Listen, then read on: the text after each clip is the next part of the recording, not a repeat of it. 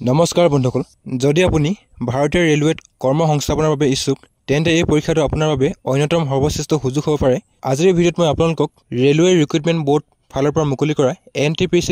8113টা post কেনেকৈ আপোনালোকে online apply কৰিব এপ্লাই কৰোঁতে আপোনালোকক কি ডকুমেণ্টছৰ প্ৰয়োজন হ'ব একাউণ্ট বনোৱাৰ পৰা প্ৰিণ্ট আউট কৰালৈকে সকলো A to Z এই ভিডিঅ'ত দেখুৱাই দিম তো ভিডিঅ'টো প্ৰথমবাৰ শেষলৈকে চাব যদি আপুনি আমাৰ চেনেলত নতুন তেন্তে চেনেলটো সাবস্ক্ৰাইব কৰি বেল আইকনটো প্ৰেছ কৰি ল'ব যাতে আহিবলগীয়া গুৰুত্বপূৰ্ণ ভিডিঅ'ৰ নটিফিকেশ্যন আপোনালোকে মিছ নকৰে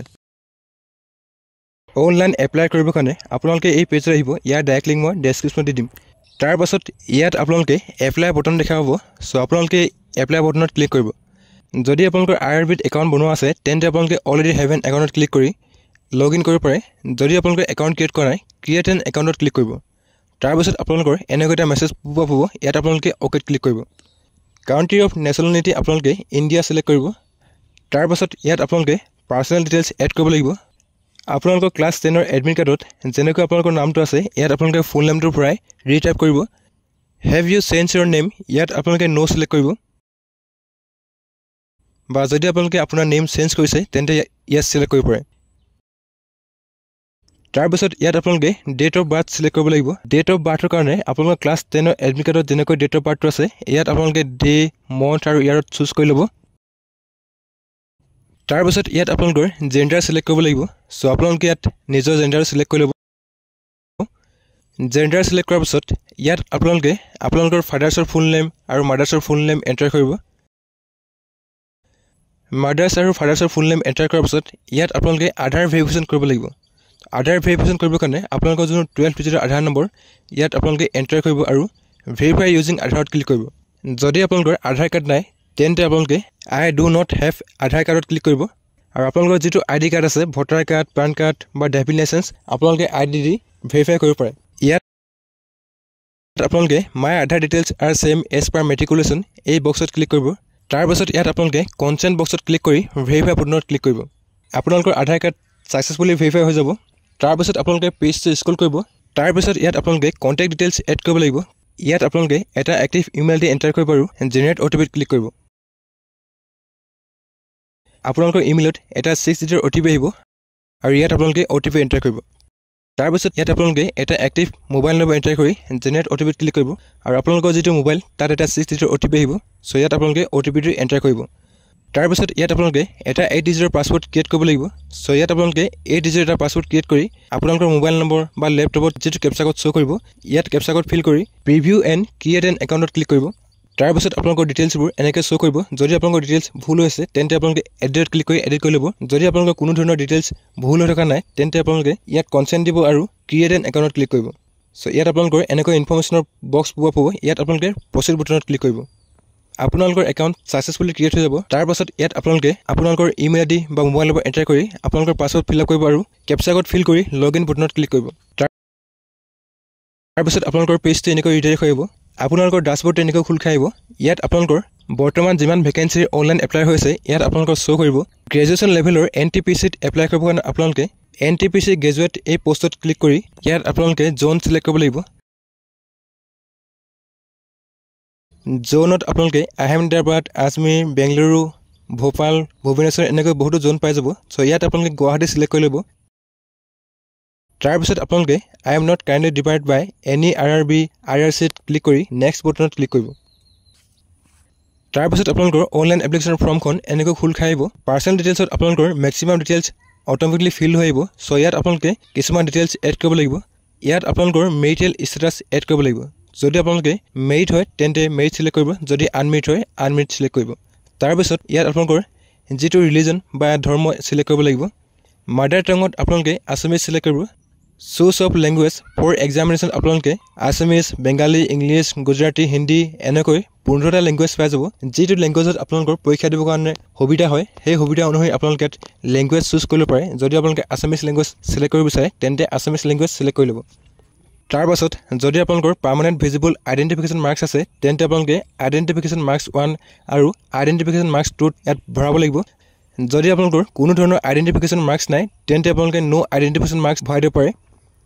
তাৰ পাছত আপোনালোকে পেজটো স্ক্ৰল কৰিব ইয়াত আপোনালোকৰ কমিউনিটি ডিটেইলছ এড কৰিব লাগিব কমিউনিটিত আপোনালোকৰ যেটো কমিউনিটি হয় ইয়াত চুজ কৰিব SC হলে SC ST হলে ST যদি আপোনালোকৰ OBC হয় তেন্তে আপোনালোকে OBC টো সিলেক্ট কৰি ল'ব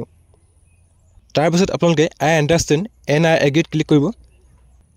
যদি আপোনালোকৰ ক্যাটাগৰী বা কমিউনিটি OBC হয় তেন্তে আপোনালোকে OBC সিলেক্ট কৰি ল'ব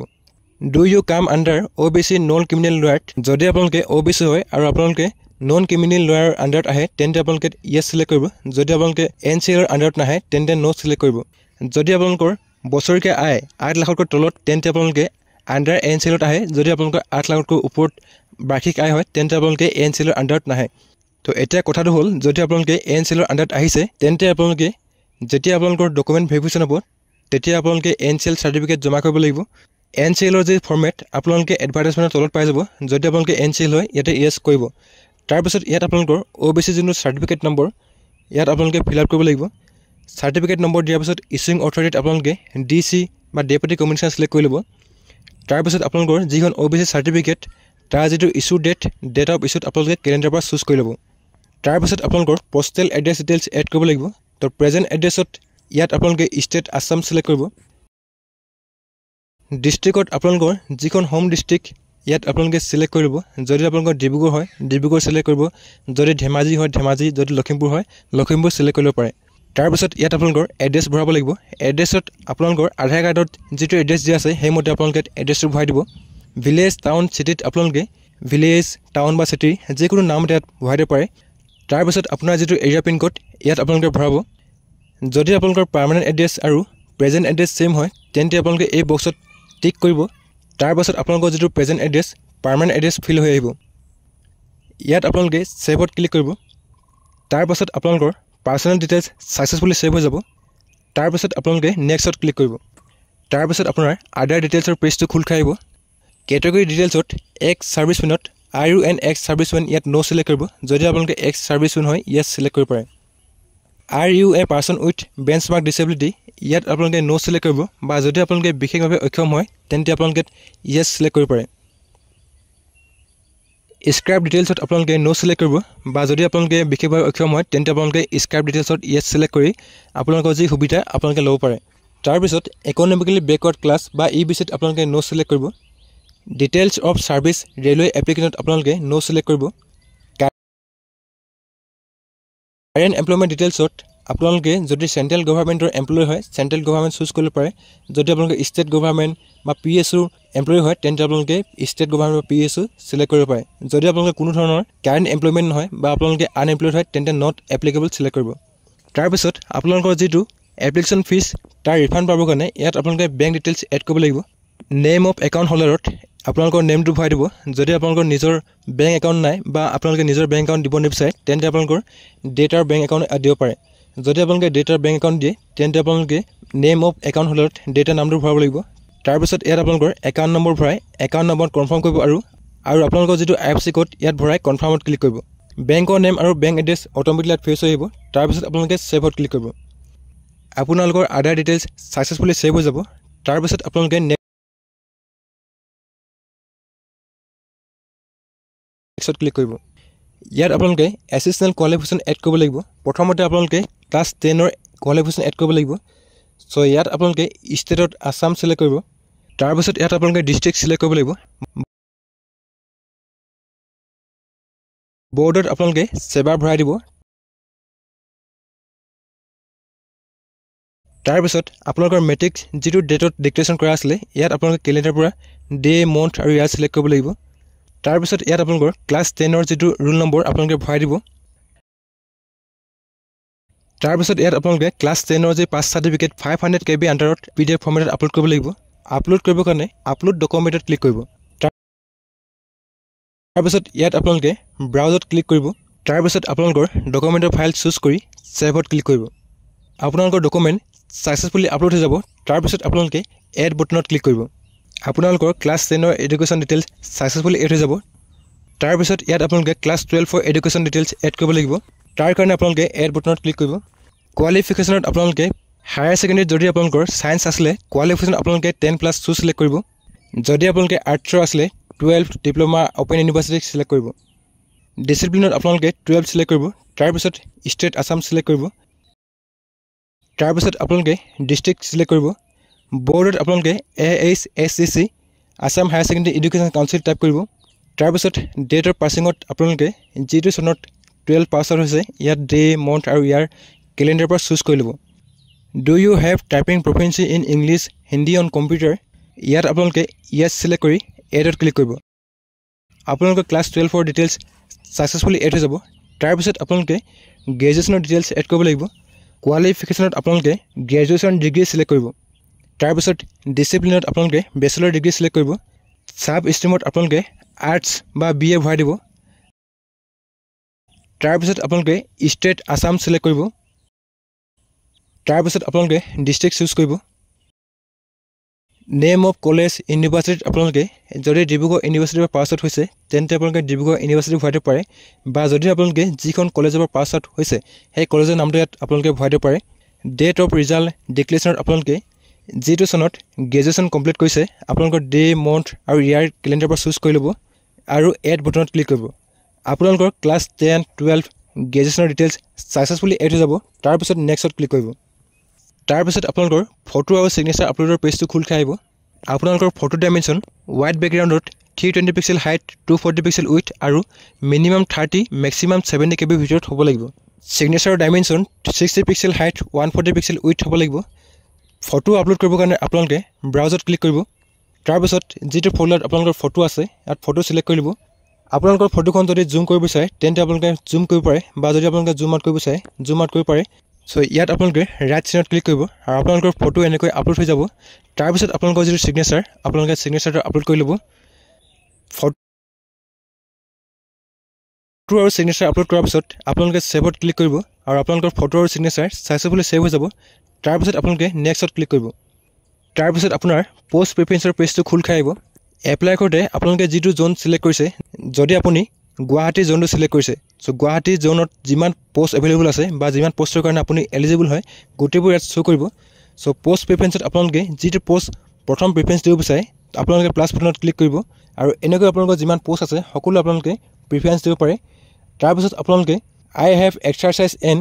check my order of post preference for the post of I am interested to apply এই বক্সত ক্লিক কৰি আপোনালোকে ডিক্লেৰেশ্যন দিব লাগিব সো ডিক্লেৰেশ্যন আপোনালোকে গোটেই তিনিটা বক্সত ক্লিক কৰি আপোনালোকে যিটো প্লেছৰ পৰা এই এপ্লিকেশ্যনৰ কাৰণে অনলাইন এপ্লাই কৰিছে প্লেছ হোল্ডাৰত আপোনালোকে ভৰাব আৰু প্ৰিভিউ এপ্লিকেশ্যন ক্লিক কৰিব তাৰপিছত আপোনালোকৰ এপ্লিকেশ্যনৰ প্ৰিভিউ আহিব যদি আপোনালোকৰ এপ্লিকেশ্যনৰ কিবা ভুল আছে তেন্তে আপোনালোকে এডিটত ক্লিক কৰি এতিয়া এডিট কৰি ল'ব এবাৰ কনফাৰ্ম কৰাৰ পিছত আপোনালোকে আপোনালোকৰ যি এপ্লিকেশ্যন তাত কোনো ধৰণৰ এডিট কৰিব নোৱাৰিব যদি আপোনালোকৰ এপ্লিকেশ্যনত কোনো ধৰণৰ ভুল নাই তেন্তে আপোনালোকে ডিক্লেৰেশ্যন দি সাবমিট বাটনত ক্লিক কৰিব applicant will not be able to make any correction in the online application after submission so আপোনালোকে যেতিয়া এপ্লিকেশ্যন সাবমিট কৰি দিব তাৰ পিছত আপোনালোকে কোনো ধৰণৰ কাৰেকশ্যন কৰিব নোৱাৰিব গতিকে যদি আপোনালোকৰ এপ্লিকেশ্যন কিবা ভুল হৈছে তেন্তে আপোনালোকে এডিট কৰি ল'ব সো ইয়াত আপোনালোকে সাবমিট বাটনত ক্লিক কৰিব তাৰ পিছত আপোনালোকৰ এপ্লিকেশ্যন ফিজ পেমেণ্টটো এনেকৈ খোল খাই আহিব যদি আপোনালোকে SC ST হয় 250 পেমেণ্ট কৰিব লাগিব যদি আপোনালোকে OBC ৰ পৰা বিলং কৰে তেন্তে 500 পেমেণ্ট কৰিব লাগিব পেমেণ্ট কৰিবৰ কাৰণে আপোনালোকে পে উইথ ৰেজৰ পে এই বটনত ক্লিক কৰিব তাৰপিছত আপোনালোকৰ পেমেণ্ট গেটৱেটো এনেকৈ খোল খাই আহিব ইয়াত আপোনালোকে net banking credit card debit card আৰু UPI ভালেকেইটা অপশ্যন পাই যাব যিকোনো এটা থ্ৰু দি আপোনালোকে আপোনালোকৰ যি এপ্লিকেশ্যন ফিজ কমপ্লিট কৰিব পাৰে যদি আপোনালোকে কাৰ্ডৰ থ্ৰু দি কৰিব বিচাৰে কাৰ্ড সিলেক্ট কৰিব যদি আপোনালোকে UPI QR কোডৰ থ্ৰু দি কৰিব বিচাৰে তেন্তে আপোনালোকে UPI QRত ক্লিক কৰিব UPI ID হোল্ডাৰত আপোনালোকৰ যিটো UPI ID এণ্টাৰ কৰি আপোনালোকে পেমেণ্ট কৰিব পাৰে যদি আপোনালোকে QR কোড স্কেন কৰি পেমেণ্ট কৰিব বিচাৰে সো QR কোডত ক্লিক কৰিব আপোনালোকৰ যিটো QR কোড জেনেৰেট হ'ব আৰু আপোনালোকে এই QR কোডটো স্কেন কৰি গুগল পে ফোন পে বা পেটিএম যিকোনো থ্ৰু দি আপোনালোকে এই QR কোডটো স্কেন কৰি আপোনালোকৰ যি এপ্লিকেশ্যন ফিজ আপোনালোকে কমপ্লিট কৰিব পাৰে তাৰপিছত আপোনালোকৰ পেমেণ্ট ৰিচিপ্ট জেনেৰেট হ'ব যদি আপোনালোকে পেমেণ্ট ৰিচিপ্ট প্ৰিণ্ট কৰিব বিচাৰে প্ৰিণ্টত ক্লিক কৰি আপোনালোকে প্ৰিণ্ট কৰিব পাৰে আপোনালোকৰ যি এপ্লিকেশ্যন প্ৰিণ্ট কৰিবৰ কাৰণে আপোনালোকে এপ্লিকেশ্যন হিষ্ট্ৰীত ক্লিক কৰিব তাৰপিছত ইয়াত আপোনালোকৰ ভিউ এপ্লিকেশ্যনৰ তলত এটা আই বটন পাব ইয়াত আপোনালোকে ক্লিক কৰিব ক্লিক কৰাৰ পিছত আপোনালোকৰ যি এপ্লিকেশ্যন ইয়াত জেনেৰেট হ'ব যদি আপোনালোকৰ প্ৰিণ্টাৰ আছে তেন্তে আপোনালোকে এপ্লিকেশ্যনৰ প্ৰিণ্ট কৰিব পাৰে যদি আপোনালোকৰ প্ৰিণ্টাৰ নাই তেন্তে আপোনালোকে ডাউনলোড কৰি ল'ব এনেকৈ আপোনালোকে RRB যি NTPC পোষ্ট মুকলি কৰা হৈছে তাৰ কাৰণে আপোনালোকে নিজে নিজৰ মোবাইলৰ পৰা অনলাইন এপ্লাই কৰিব পাৰে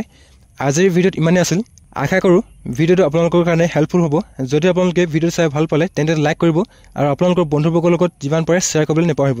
ভিডিঅ'টো প্ৰথমবাৰ শেষলৈকে চোৱাৰ কাৰণে ধন্যবাদ